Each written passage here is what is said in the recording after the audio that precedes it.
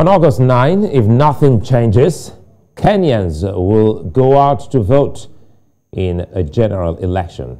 Now, the most talked about election on the day is the presidential election involving former Prime Minister Raila Odinga and current Deputy President William Ruto. Some of the issues leading up to the elections are hinged on tribal choices, the politics of alliances, youth voters, and the issues of how the candidates can convince locals with various challenges. Now, the numbers leading to the elections have thrown up suggestions of a possible runoff. There is also the interesting proposition of a candidate now known as the Ganja President, President George Koya, and the surprise he may be capable of. Now, today on VSA, we'll look at the Kenyan election and the developing stories. Welcome, I'm Sulaiman.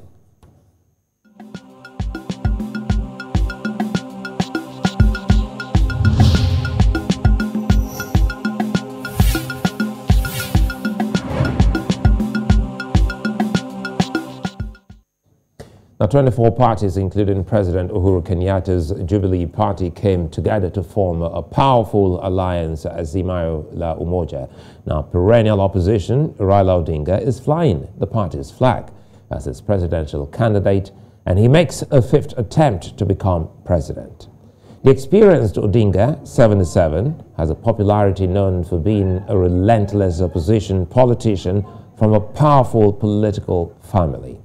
President Uhuru Kenyatta says it's high time the reins of power is taken to the minority tribes other than the main Kikuyu and Kalenjin tribes in the country.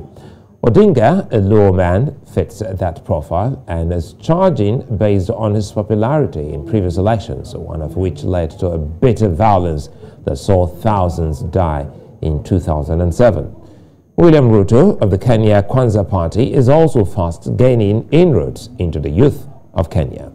Current Deputy President and an experienced scholar, Ruto's approach is considered energetic and fiery. A Kalenjin man, his tribe also desires the Kenyan presidency as they have had it less than the Kikuyu. Now, joining me to unpack this is Calvin Osido, he's Executive Director, County Governance Watch, and pretty much later, David Matsanga. I can see David Matsanga already. David Matsanga, who's an African Affairs Analyst, joins me as well. Well, just in time seeing you, Dr. Matsanga. Thank you for your time. Quickly, gentlemen, welcome. And let's start with you, Kevin. You know, quite a number of issues have been raised. And the thing here is that every other African is looking to Kenya before Nigeria, because Kenya will be going to the polls before Nigeria. Let us let's have an overview of how it's been playing out in Kenya. Kevin. So thank you so much, and for the opportunity to be part of this very important conversation about our country, Kenya, going into election, if nothing changes, in about 47 days. That is on August 9th, 2022. And as you rightfully said, indeed, a lot of things are going on. And one of the most fundamental things is that for the first time in the Republic of Kenya, we have an incumbent deputy president who is serving as deputy and is also campaigning to be able to be elected president to succeed his boss, if I could say so, that is President Uhuru Kenyatta. And for the fifth time, we have Mheshimiwa Raila Amolo Odinga, who is also our former prime minister, gunning for the top seat. And the question is whether whether Kenyans will be able to elect him into office in the said 47 days. Further than that, that is of course the fact that we have the independent, and beyond that, just before I get into the IEBC, is the fact that we also have two other candidates, because about 71 aspirants who are gunning for the presidential position of Kenya, and the Independent Electoral and Boundaries Commission cleared only 4 of them. And that is based on the constitutional requirements that some of them were unable to meet the threshold to be able to be cleared to run for office. And so the IEBC is also up to the preparations, where we keep listening to them, giving us press reviews, and of course updates on the preparedness, the levels of preparedness that also involve other stakeholders, including the security, including the civil society, religious leaders, and indeed the media, because we will be having 2 sets of the presidential debate, which is an opportunity for Kenyans to be able to vet their president and to listen to some of the issues that have been raised in the manifestos.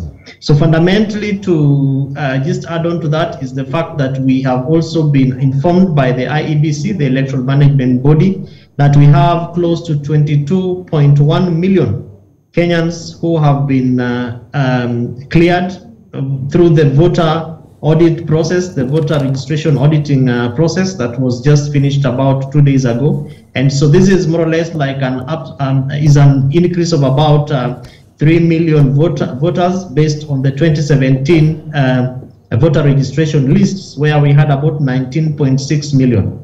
Interesting to note is that this election has not excited as many young people as was expected, because almost all of the presidential candidates thought that the the youth bloc would actually be the tiltage for the election in August. But as per the list that was released by IEBC about a few hours to a day ago, it is interesting to note that the elderly form almost more than half of the 22.1 million registered voters. So that therefore informs how the narrative is going to change, particularly moving forward. And we have already begun seeing that happening just yesterday when the deputy president and the leader of the Kenya Kwanza alliance actually met with the Boda Boda riders. Boda Boda is more or less like the Okada, the people who they are more or less youthful, and they participate in a big way in terms of the public service movement within Kenya. You know, Kelvin, I'm happy that you're able to break it down so that other parts of the continent will understand, especially in terms and terminologies. Now, talking about Boda Boda, for an average Nigerian, he will perfectly understand you saying, you know, Okada, and now you've just broken it down. But the most amazing thing here is that there's also influencer in politics of your country. That's an amazing one. It is because if you look at the kind of conversations that are going on, particularly based on the manifestos of the different political divides and the alliances, the conversation has been that this election is going to be an economy election. And so the different aspects of the political divides have come up with terminologies and narratives that involve, for instance, I would say bottom up, where then the Okada riders are considered to be at the least at the bottom margin of the population or of the populace. On the other side, there's Azimio la Umoja, One Kenya Alliance presidential candidate, Mheshimiwa, rather Right Honorable Prime Minister, former Prime Minister Raila Odinga, has indicated in his manifesto that they will give 6,000 shillings to poor households. That is per month. Every month they'll be giving 6,000 shillings. That's Kenya shillings to poor households. And if you look at the numbers in terms of the population statistics that have been given to us by the Kenya National Bureau of Statistics, a lot of these populations of the vulnerable groups therefore really belong to the lower cadre, and most of it is purely from our local understanding of lower cadre is a Okada riders or the Boda Boda. But further to that is also to look at the level of unemployment of young people. And so the people who are the bulk of the unemployed youth as we speak, the opportunities available for them are basically access to a motorbike and the possibility of riding that motorbike as a means of transport. All right, okay, Kelvin, let me bring in Dr. Matsanga here. David, good to see you, and thanks for your time as always. Now, it's almost upon us, the elections that we've always talked about here on the square. Deputy President Ruto has focused on the youth of Kenya, and but the electoral register shows youth are 8.8 million of the voters. Now, that's less than the 13.3 million of the elderly voters. Now, let us in on, you know, this, if this could be a problem for Ruto. First of all, I want to thank all of you, and I want to thank News Central Media for inviting us with my good brother, the one I admire. Whenever he's on the screen in Kenya, I do admire him because he brings out the scholarly analysis, scholarly analysis. A man knows, doesn't get annoyed, doesn't get upset. Thank you very much for bringing him. Let me go back straight to the point. This election is going to be fought on who brings the best policy of welfare to the people of Kenya. That's one. This election is going to be fought on the grounds who unites Kenyans. The most important thing is a united nation, a country united before, during, and after elections. That's why Azimio la Umoja means unity of purpose.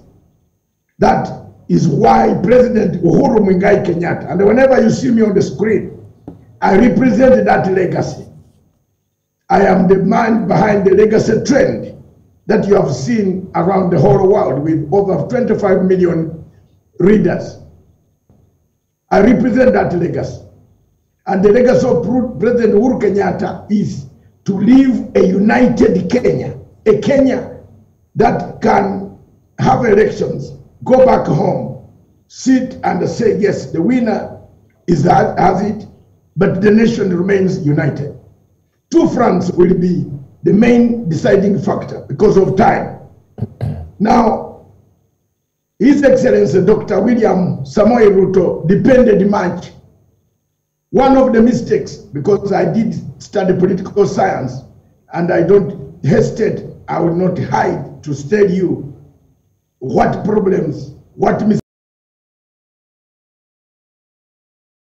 Very dangerous mistake of fighting these elections on hustler, on the lower people against the dynasty. He brought in class struggle. The upper people, if you have a car in Kenya, according to Ruto, you must be a dynasty. You have stolen.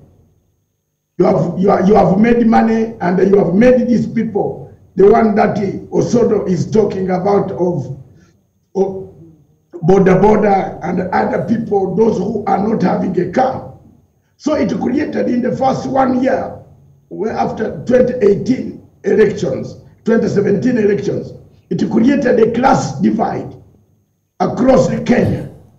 There are people who pointed fingers at Uhuru Kenyatta, at all the people. Even when you have struggled and made your life, you have got your empire, you have built your houses, you have apartments, you have built buildings in Nairobi, you are considered a dynasty.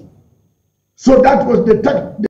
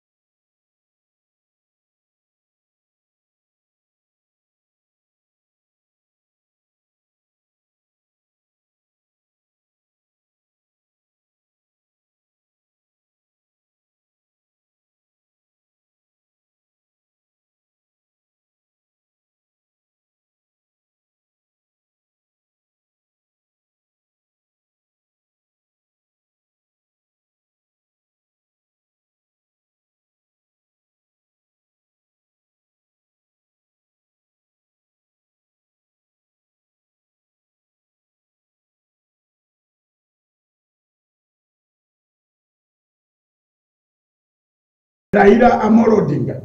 And Amolo Odinga delivered that type of freedom which Ruto never wanted people to have.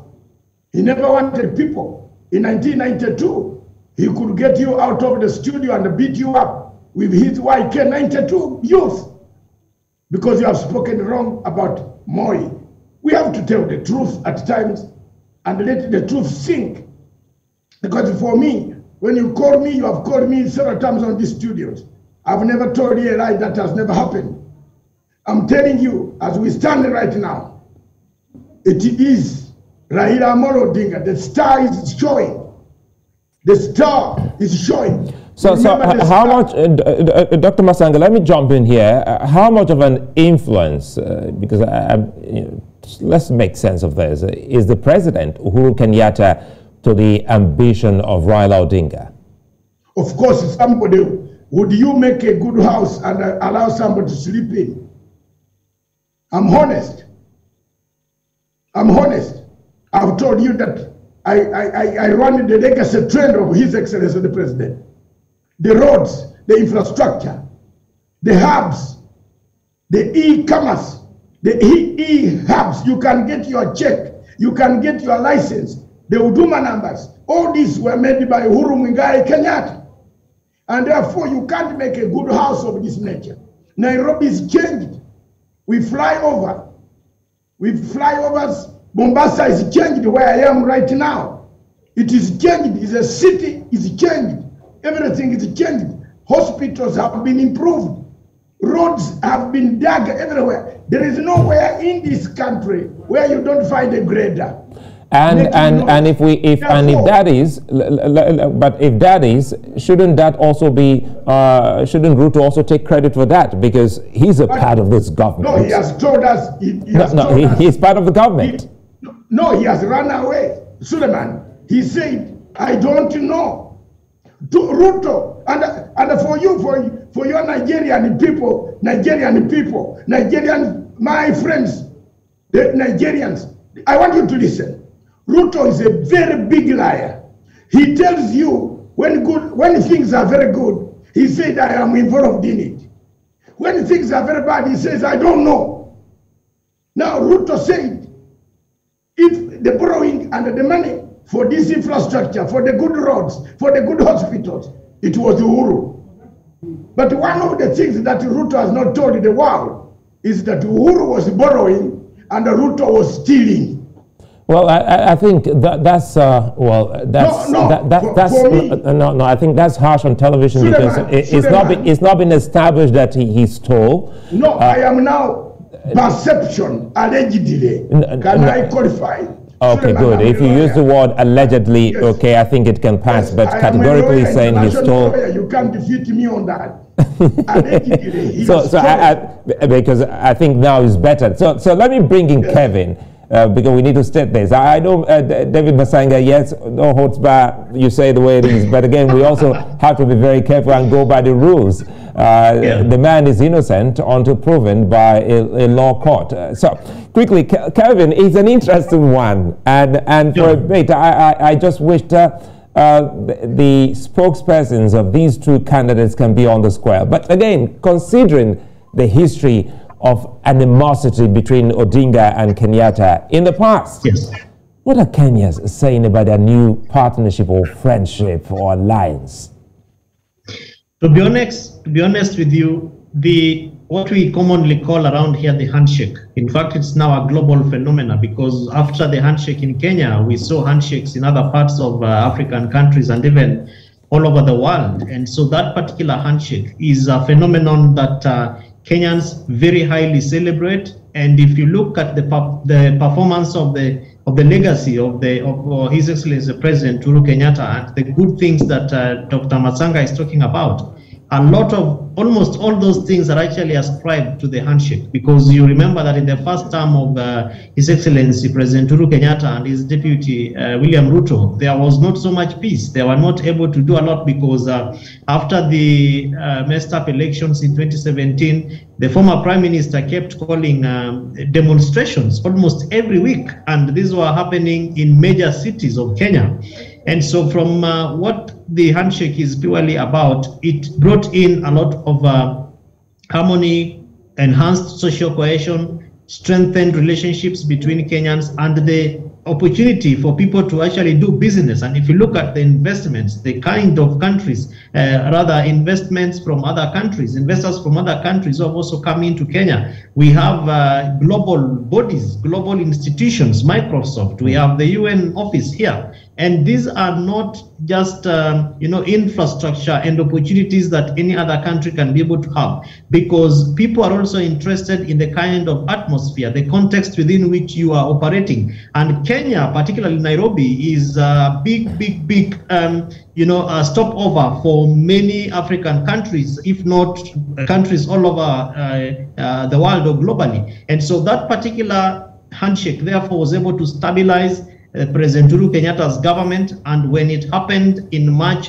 2018, indeed, we were much more surprised, not because we thought that the two leaders would not speak to each other, because in Kenya, they abuse each other in rallies when citizens are watching, but then under the tables, they are talking together, they are eating together, and they are drinking and toasting to sweet, fine wine. But then the most fundamental thing that happened was the kind of progress that therefore took place, that a task force was put in place to be able to talk to Kenyans and ask Kenyans about issues which they actually thought that were concerns that have bedeviled this country for many years. And when they came up with the 9-point agenda issues, which therefore formed up the BBI process, the Building Bridges process, which in fact, I think Dr. Matsanga would probably say this better, that it's the deputy president who made a lot of, who gave a lot of energy to the people who did not support the BBI. So we had, cracks within the civil society, people going to petition the process,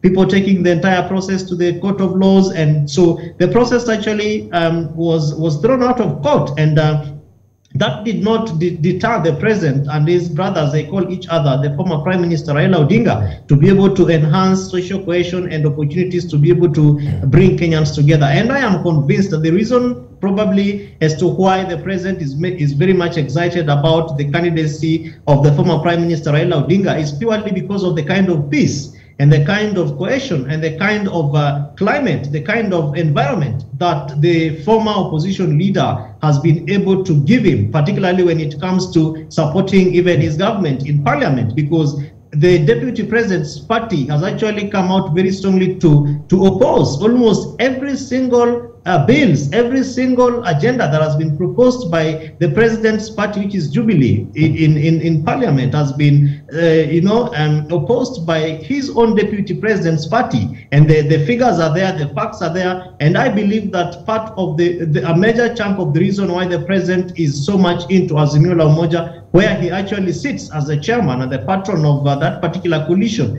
is purely based on the kind of peace. And if you look at our president, for instance, he's grown a little bit huge, he looks very fine, he looks fresh, as opposed to his first term, where he was doing a lot of firefighting with his deputy, moving on. So we can easily say he's at peace.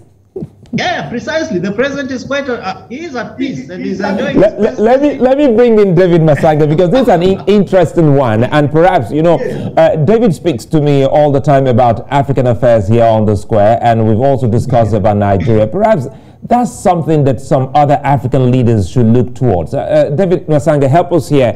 The Kenyan example, the handshake Kelvin has painted. And of course, let's talk about the gains before we dig in deep and talk about Martha Karua. Let us in on the gains of the handshake we've seen and how other African leaders can, learn from that. Thank you very much, Kevin and Suleiman. I'm one of the beneficiaries of the handshake. Oh. In fact, I have created what we call Matsanga theory of handshake. I have exported this theory on 18th of July 2022. I will be in London School of Oriental and African Studies in conjunction with London School of Economics to give a 2-hour lecture on the handshake, the Kenyan model. I have taken this seriously. I want the professors, my friends in UK, to help me to model it, because Africa has not yet reached a stage where elections can determine our destiny. Elections in Africa are very contentious. Yeah. Contentious, and they bring it back to where we are in 1960, where we fight.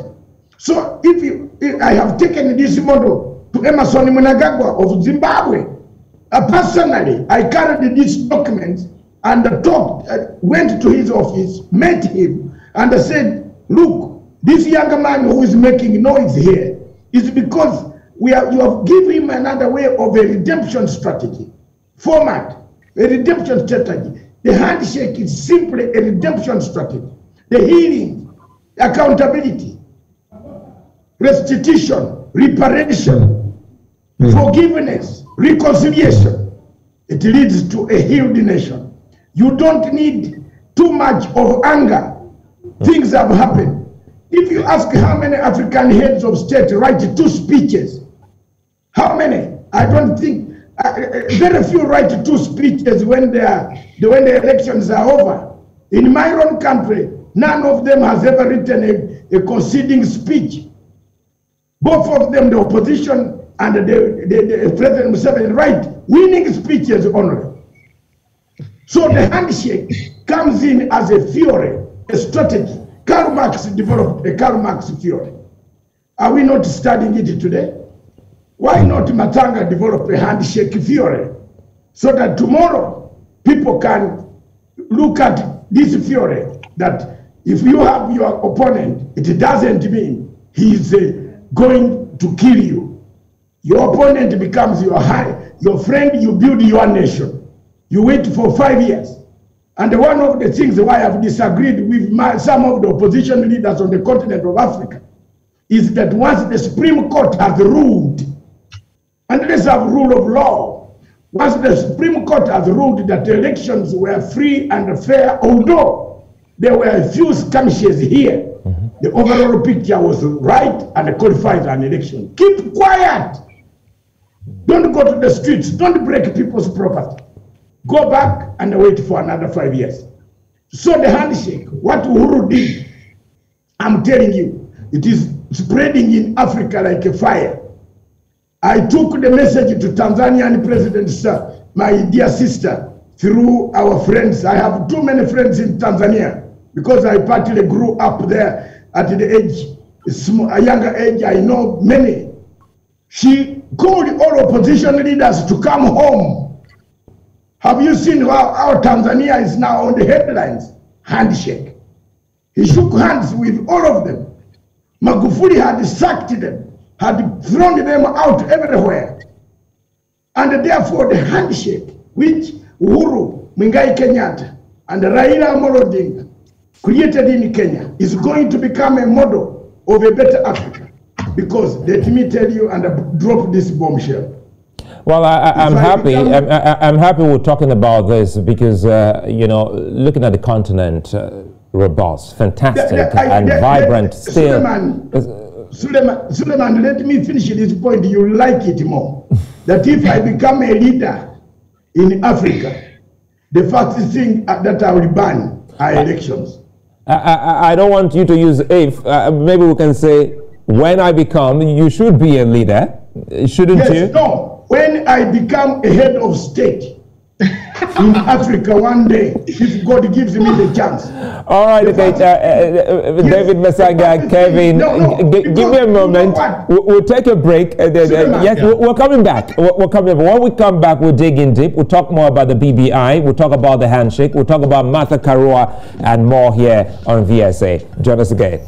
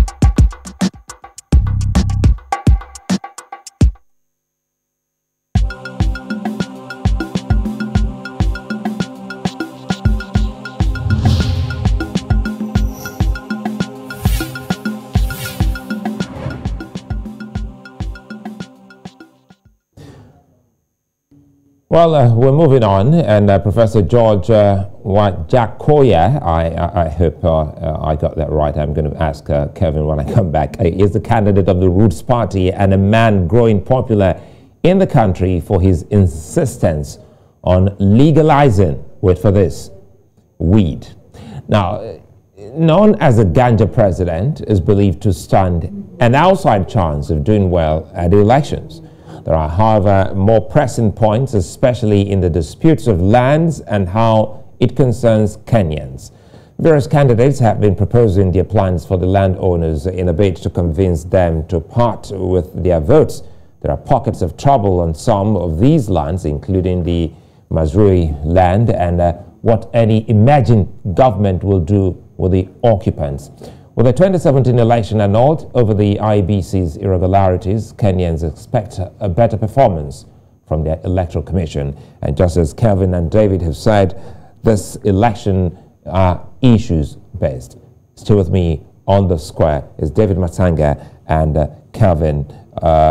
You know, some of the key things here, let's start with you, Kelvin. Some of the key things that people are asking, let's go back to the 2017 election, which was annulled. And another round of election was ordered. It looks very Nigerian anyway. How can the,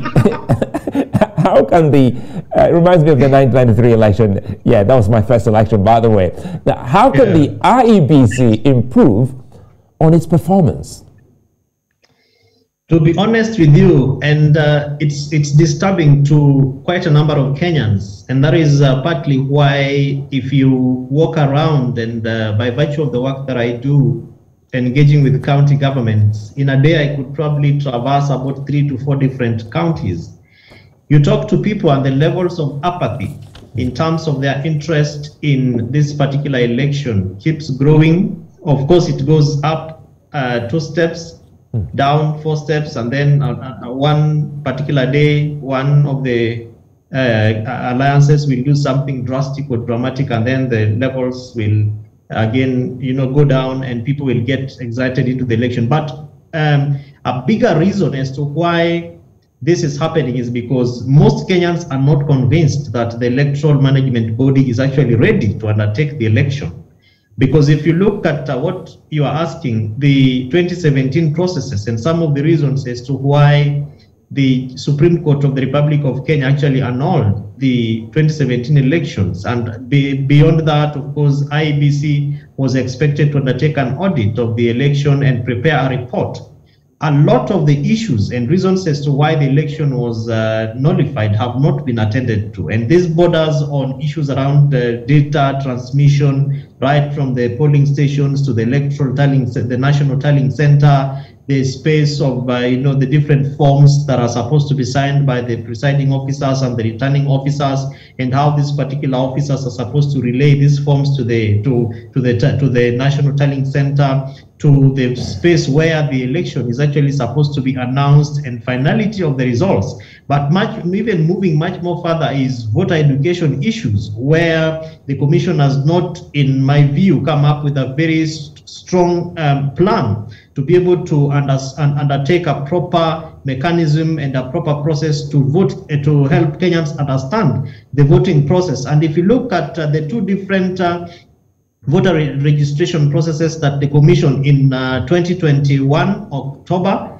they called for an enhanced voter registration process where they expected about 4 million votes, because in this election they expected about 6 million newly registered voters. We are almost about 54% of that. And then this year again in February they had a second enhanced mass voter registration process. And if you look at the numbers of people that came up, it is way below the target. It is way below the margin. So IEBC has not, in my view, come up so strongly to be able to engage with not just the citizens, but even the issues, the process issues, the equipment issues. For example, one of the reasons why the election was annulled was the fact that they were unable to open servers. And even today, we are talking about issues of, server issues. We are talking about accessibility of network, where out of the 48,000 polling stations, IEBC is telling us that 1,000 111 of them, about an eighth of the numbers, are actually not within the 3G and the 4G network. Yet that is the process and procedure within which the election results are going to be rallied to different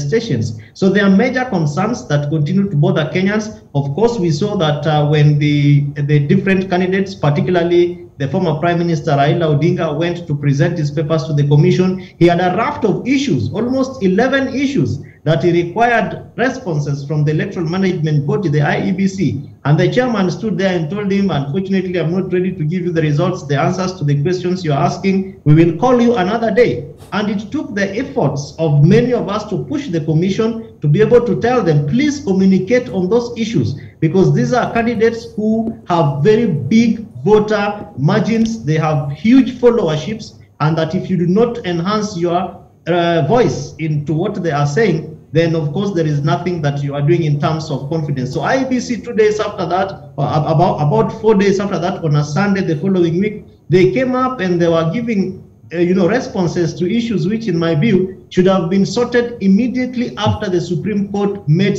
its pronouncement. Remember that even after that, we had the BBI process, where IEBC was also a serious stakeholder that was discussed within IEBC, the conversations around the IEBC, particularly bordering on its legality of existence. As at the point in time, it was not fully constituted. There were only 3 commissioners. There was no substantive CEO. And so we are facing this election with an electoral management body that has serious concerns. And unfortunately, they have also not been able to put in place a robust communication mechanism to be able to build the confidence of Kenyans in terms of constantly communicating. And quickly, before I go to David, Kevin Osido, sorry to butt in here. Before I come to Kevin, I come to David Matsanga. Quickly here, it's the civil society in Kenya being able to bridge that gap that you have just, painted, talking about information, death of information going to the electorates and the people. What's the civil society doing in that regard? Of course, within the commission, we have different committees that have been put in place. So we have the data committee, we have the voter registration committee. These are innovations of the civil society, like ourselves, who are interested in this election, because if you talk about good governance for countries globally, one of the indicators that you look at when you talk about good governance is the ability to undertake accountable, free, fair, transparent, and just elections. And so the civil society of Kenya is interested in this election. There are very many conversations going on with the IEBC, but unfortunately, by constitution, it is the commission that is mandated rather it's the commission that has the last word. However, from where we are seated, we keep monitoring and we keep pushing for the right things to be done the right way. And we are hoping that the commission will be able to speak, even as we speak, as we talk about 47 days. Of course, in Kenya, 47 days, politically speaking, is such a long time. And the same also applies to 1 minute. In Kenya is, in a spark of a second, very many things can happen. So we are still hopeful that the IEBC will be able to deal with the issues. Remember, one of the other challenges they had was that they were not given enough money. They were only given about 22 billion Kenya shillings. And in the last budget that was read by the CS Treasury in the 2022-2023 financial year, they were given another close to 24 billion. So it therefore covers the balances of the kind of resources which they had initially said that they did not have. So that therefore is supposed to at least give us some hope that the commission is at the top of what it's supposed to do. We have seen, of course, how they've also been able to deal with some of the petitions that were submitted by the candidates that did not meet the various thresholds. So there are some semblances of good things Kevin, all right. Okay, let's go to David. Listening to you, Kevin, I think no doubt elections are quite expensive, yes, especially in Africa, Nigeria inclusive. Perhaps maybe that's why David Matsanga is saying he's going to ban elections. But that's another kettle of fish for another day, David. Just trying to push my luck. Now, yes, let's quickly jump in here. I'm looking at Odinga's choice for Martha Karua, who also says she will fight that they will fight corruption. Let's bring in the candidacy of Martha Karua and how this may help or otherwise the victory or otherwise of Raila Odinga. David Matsanga. Thank you very much. It is very difficult for me to run away from this election. Let me make one comment before I come to Martha. A bad election is like a war. If you prepare the election badly, you have prepared a war. And most of the African countries have a problem. You are talking of 1993, when you wanted, it was nullified. The recent one of Buhari in your country, at 5 a.m. in the morning, you remember all of us had arrived in Nigeria with our cameras and paid our money with credit cards for hotels, which could not be refunded. At 5 a.m., the Nigerian Electoral Commission cancelled the elections. You remember that? And these were very bold people, and I liked the way they did it. Osido is not telling you something. Because he's a very moderate man. Let me tell you frankly, I, Dr. David Matsanga, if I'd been a Kenyan, I would have gone to court to stop this. There's no need of, if there was a way, why do you waste 60 billion, 40 billion shillings on a failed exercise, which could build hospitals? Why should the country prepare an election which will fail? A lot of bottlenecks in this election.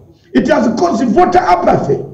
The IEBC has created voter apathy. People there is no mood of an election. I have witnessed elections in 52 countries across the globe, including East Timor, Indonesia, where I went to witness when Indonesia was getting the first election. I never saw this mess. Today, as Osido says, you go one step up, you come back down. You go up, then come down. The IEBC should be locked. In fact, I don't know. In other countries, you just cancel it. It's a mess. And the worst thing is Suleiman, and let's tell Africans to be. The worst thing is that two many men who don't ever agree on some things easily are on the ballot paper. Yes, Odinga doesn't agree. You can't walk over Odinga like that. And this other man here, the small chicken seller, we call him a chicken seller because he has chicken that produces eggs that sell very fast. So he's been feeding Kenyans. So that, all credit should go to him. Yes, yeah, but we all eat chicken, don't we? I have been in Britain, but I've never seen a chicken that produces 1.5 million, which is equivalent to about, oh my God, about $10,000 a day. But it's okay. Let's leave that one for another day. I think David Matsanga, I'm going to bring you so that we can also talk about the cows, you know, from the falafel farm. Yes, I would be very happy. But let me come to Matsanga. Elections, leave it there. It's a full topic. And let Osido not quote it. Osido, you are in a civil society that speaks for people. Correct. And you must not quote and say this is a very bad election. You disqualify people. You allow some people. You say you don't know how a degree looks like. Then you say you have no capability to verify whether it is a degree or not. Then you have written today anti-corruption people that bring me the list of a degree. If you don't have it, please. The whole problem of Kenya's election and Kenya is the lacuna in their constitution. On Martha Karua, she is one person I have confidence in, that this country will rise and shine again. That Martha Karua will make this country proud, will make this country shine. She will make sure that her and Raila Odinga will not tolerate corruption. The other side, if you talk about corruption on Facebook, the people come and insult you. Why are you insulting our deputy president? As if they know that he's already a thief. That's why I'm saying in Kenya, if you talk about corruption, And like Suleiman, I will invite you to come and go to a hotel for coffee. People will say, oh, are you talking about so and so? Even just say the word corruption, oh, are you talking about so and so? They know who is corrupt. So Martha Karua will lock up people. You see, you need to do the Singapore way. Singapore had even a gun. He shot people on firing squad. The Singapore Prime Minister put his own brother for life. I'm telling you, he put him in jail for life. And they said, I will look after the children, but you are not going to be here to use my position to collect government money. No, go to jail. Look at Singapore. When I arrive in Singapore, you are welcome as a Commonwealth citizen. You sit in that restaurant that rotates and takes you from Lagos, then down to the ocean. Then you come back. You know, that is... I see David Matsanga has seen a good life. Yes, I have. I am 67 years old. Why should I lie to the world? I have had my life, and I've traveled 126 countries. And it's possible, talking about the restaurant you spoke about, it's possible to have such and even better on the continent. It could have been better in Kenya if thieves were not stealing the money. So Martha Karua will lock up the thieves. That's why they are worried. And now the thing that I want to give you good news, Suleiman and the Africans watching, Raila Odinga is talking to the people who know the history of the thieves.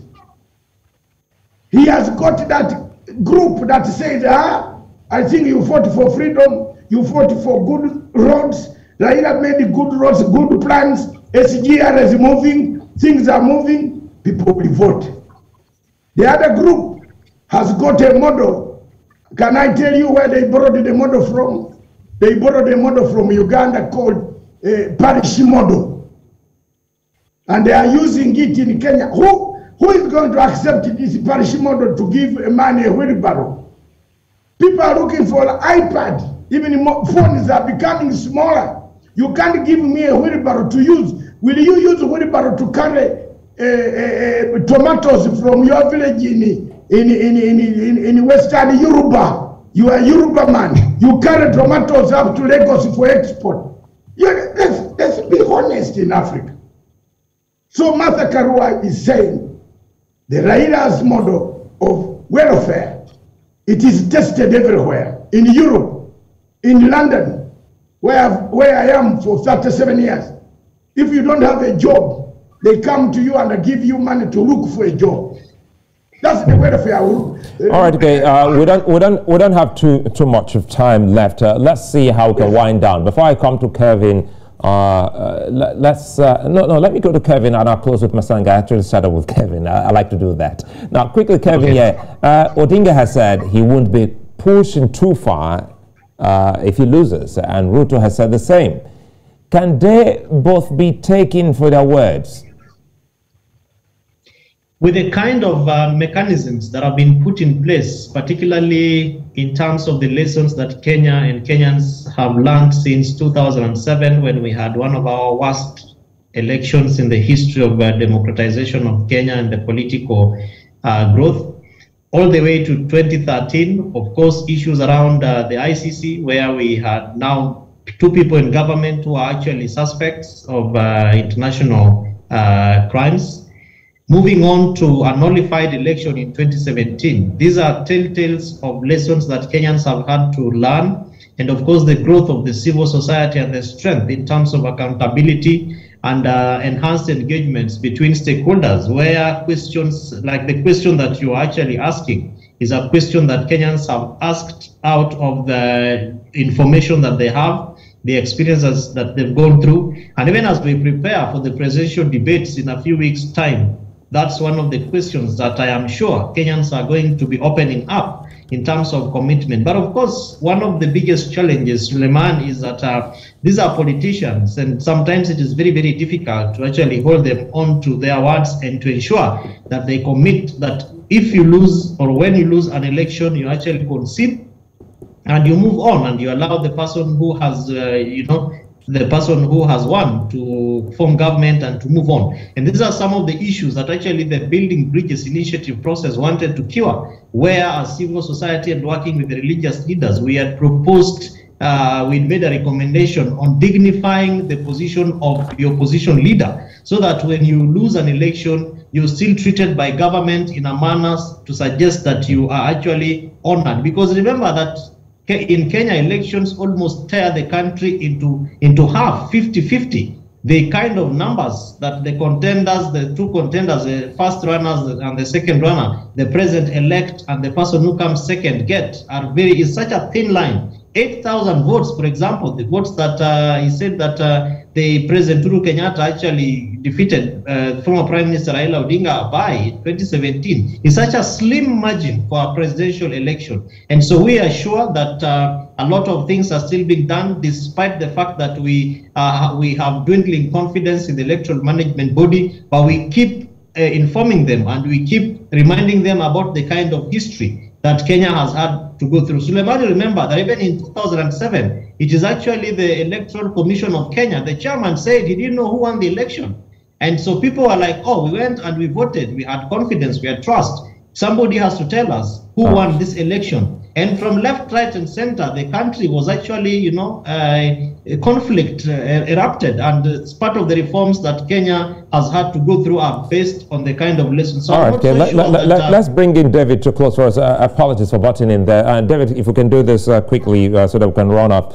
How do you think we can bring the handshake theory, just before you go to London, we should be thinking of how to ensure that this is brought to bear in Kenya after the outcome of this election? First of all, the handshake theory in Kenya has grown. It has numbers. Those 13.5 million are handshake, you will see. Nobody wants war. Yeah. And I agree with Kevin. The experiences of 2007 have taught people that you don't even make a statement which could take you to a very dangerous place. People want peace, and Raila Odinga is preaching peace. Therefore, the handshake theory, we are going to make you and I and Osido, we should sit together and make it our theory, so that people cannot, a Muzungu is going to come and in the middle and take it and write that it is his theory. I've refused. I've already put a copyright on it, and I am doing something very serious. And you will see Matsanga's handshake theory as copied from Kenyatta and Raila Odinga. Right. My point that as we speak, I don't know whether Kevin has seen this. There is a headline right now in tomorrow's paper, and this one says, pressure piles on IEBC. It is not only Matsanga and Kevin who are talking, but everybody in Kenya, even international community. Trouble, actually they have said, it is here, they have said trouble is piled for Chebukati. I told you that if I were a Kenyan, Mr. Chebukati would be in jail, in committee. You know what? There is one problem that Chebukati has done. Wait, Suleiman. Chebukati does double standards. All stakeholders in Kenya wanted to sit down with him so that they can know the problems he has. Chebukati went and got advice from this chicken seller. And again, I think I'm out of time here, David Matsanga. I really have to go. I would like to thank you. Definitely, this conversation, you know, the village square is forever open. We'll bring you back again and have this conversation. Bring me back with that's for sure. To finish this. Absolutely, you can count on me. Thank you very much for being such a nice company on the square today, Kelvin Osido, who is the executive director. County Governance Watch, and David Matsanga, African Affairs Analyst, and the man who's brought the Matsanga handshake theory. You got that first here on BSA. I'm Sulaiman, and see you again.